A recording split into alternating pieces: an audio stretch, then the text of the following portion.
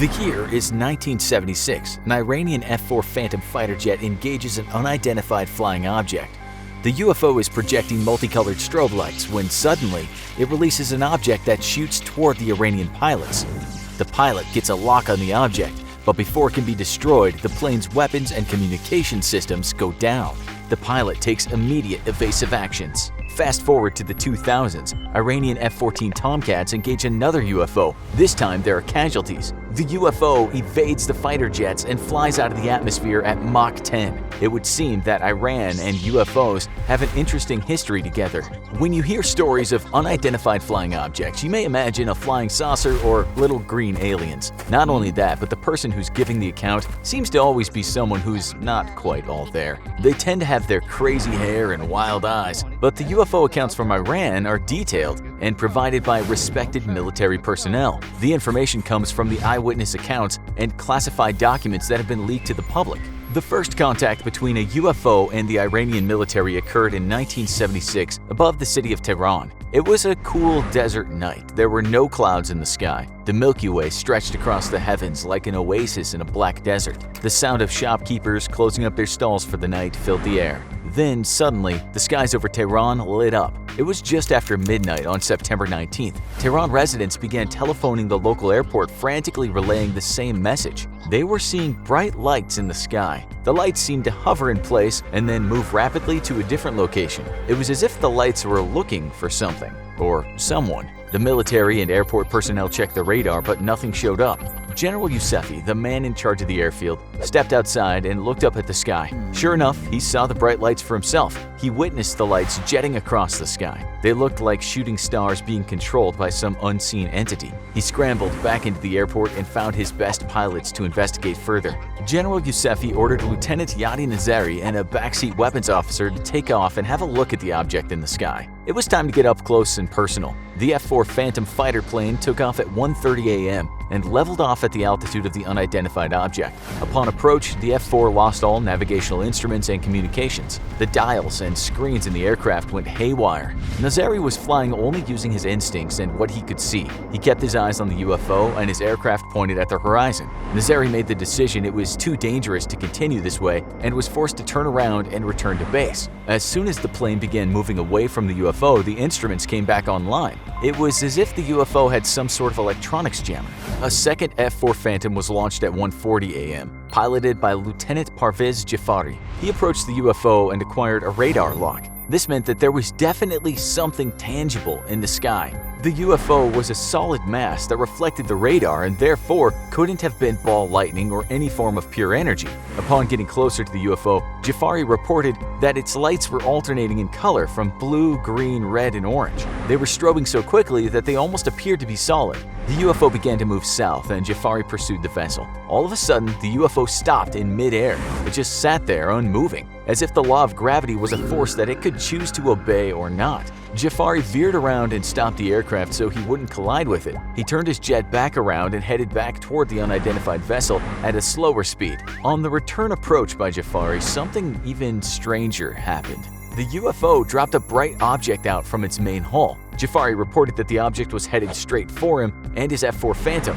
and it looked like a torpedo made of light. He attempted to lock onto the incoming projectile with his AIM-9 Sidewinder infrared guided missiles, but just after getting a lock, he lost all communications with his weapons console. Jafari was forced to take evasive actions and turn away from the projectile. He jammed the flight stick to the side. The F-4 did a barrel roll and avoided the incoming object. Jafari leveled off again, and when he turned back to look for the object shot at him, Jafari said he saw the device reverse course and rejoin the main UFO. It then seemed to dock with the mothership. Jafari then witnessed another bright object coming out of the main UFO and descending straight down toward the ground. It left a bright trail of light as it descended. The ambient light lit up an area of around 3 kilometers. Then, as if it were done with its business it came to Iran to conduct, the UFO accelerated and shot out of the atmosphere. Jafari watched as the strobing lights faded into the night sky.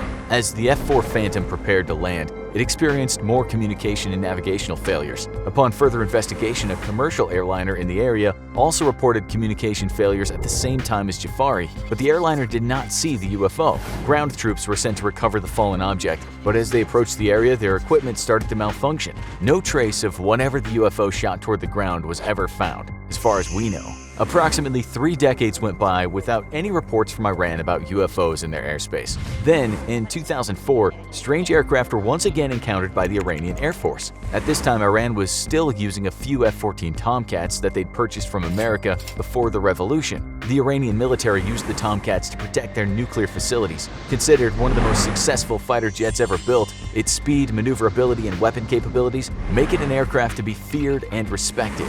The encounter in 2004 went something like this. An alarm was raised when the unidentified flying object was picked up on radar. The UFO entered the airspace above one of Iran's nuclear facilities. Fighter pilots ran to their jets. Mechanics shouted at one another as they prepared planes for takeoff. The pilots were secured in the cockpits by the support crew and the hatch was sealed. The only contact with the outside world was through their helmet. Pure oxygen was being pumped into the face mask to keep them alert. Over their comms, head military personnel were barking orders. An attack on our nuclear facilities could be incoming. We need planes in the air now, the commander shouted. The Iranian pilots flickered the afterburner switch on the engine controls. The F-14 Tomcats accelerated off the runway and into the black sky as flames shot out of the back of their jet engines. As they reached Mach 2, the sonic booms could be heard throughout the desert below. The Iranian military launched 8 F-14s, 8 F-4 Phantoms, and 2 large reconnaissance aircraft to intercept the UFO. The task force encountered objects that they'd claimed had astonishing flight characteristics. One of the F-14 Tomcats tried to lock on to the brightly shining objects, only to have his radar disrupted. The pilot who was tracking the object described it as being spherical and having a green afterburn. It was recorded that whatever engines were producing the green aura were leaving considerable amounts of turbulence behind them. It was like flying through a lightning storm. The plane shook and convulsed uncontrollably. The task force swung out of the turbulent wake of the UFO and tried to flank it from the sides. Before they could get into position, the spherical object shot off like a comet, leaving a tail of green light behind as it exited the atmosphere. The eerie glow was ingrained into the minds of the pilots who were in the task force that day. The Iranian Air Force remained on high alert for any further UFO activity after the 2004 event. Then, in 2012, another strange phenomena occurred. A UFO was spotted in Iranian airspace. It did not show up on radar at first, but then all of a sudden a blip appeared. It was like the ship was cloaked and had just appeared out of thin air. The military scrambled to the F-14s and pursued the vessel, but then tragedy struck. As one of the F-14s took off, it exploded in midair. The aircraft was consumed in a fireball. The smoldering metal fell from the sky and landed in the sands below. Some accounts claim that the UFO attacked the F-14 right after it took off, perhaps using laser beams or a highly advanced weapon that ignited the fuel in the plane's tanks. Both of the crewmen in the plane were killed instantly. Reports by the Iranian government seem to suggest that the UFO had something to do with the mishap, but it's unclear the role the unidentified aircraft played in the catastrophe. Other F-14s flew after the unidentified object. Every time they tried to get a lock on the UFO, their armament systems would malfunction. The dull green light of their screens would appear to be working perfectly one moment, and as soon as a lock was achieved, everything went black. The pilots would try rebooting the systems mid-flight, but nothing seemed to work.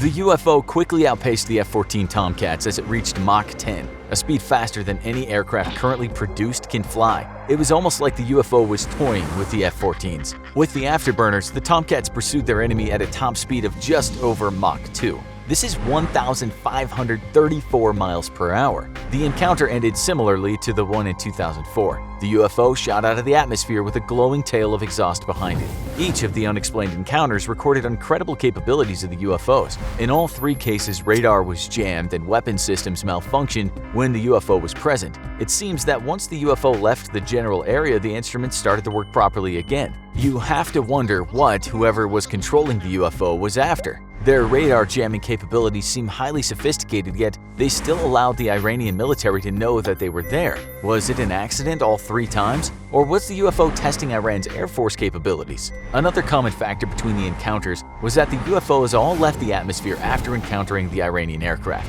They seemed to launch away at Mach 10, which is 10 times the speed of sound, or 7,612 miles per hour. The closest any known human aircraft has gotten to that speed was Mach 9.68. This was achieved by a NASA experimental hypersonic aircraft called the X-43. And why did they shoot out the atmosphere instead of just leaving Iranian airspace? Was there some other vessel waiting for them in orbit around the Earth? Was there a large mothership waiting to launch to light speed once the reconnaissance ships returned? All of the accounts also mention the UFO hovering, which means that they could remain in the air with a velocity of 0. The massive acceleration it would take to go from 0 to Mach 10 in seconds is not possible with our current technology. All of the UFOs were also described as luminous objects. They emitted some kind of light, whether it was the strobes from '76 or the green afterburn glow of the 2000s. Could the lights be some sort of undiscovered propulsion from an advanced alien race? Or is there a country on Earth that's discovered an advanced propulsion system that the public is unaware of? There are several theories as to what the UFOs might have been. Iran has claimed that they were secret United States spy planes. They've also suggested that the aircraft were state-of-the-art drones that the US military was using to spy on Iran. However, the United States does not have the technology or capability for achieving Mach 10. It also seems unlikely that a spy aircraft would emit bright lights that would give its position away. Could the UFOs that Iran encountered be extraterrestrial? Is there any evidence to support that aliens have a special interest in Iranian nuclear sites? At this point in time, all we know is that on 3 separate occasions, skilled Iranian Air Force pilots encountered unidentified flying objects with advanced technological capabilities. There seems to be no definitive explanation for the UFOs encountered by Iranian military personnel. Whether the United States has advanced secret technology or Iran has encountered extraterrestrial UFOs, the 3 events still remain a mystery to this day. What do you think the UFOs in Iranian airspace were? Do you think they were secret spy planes or alien spaceships? Let us know in the comments.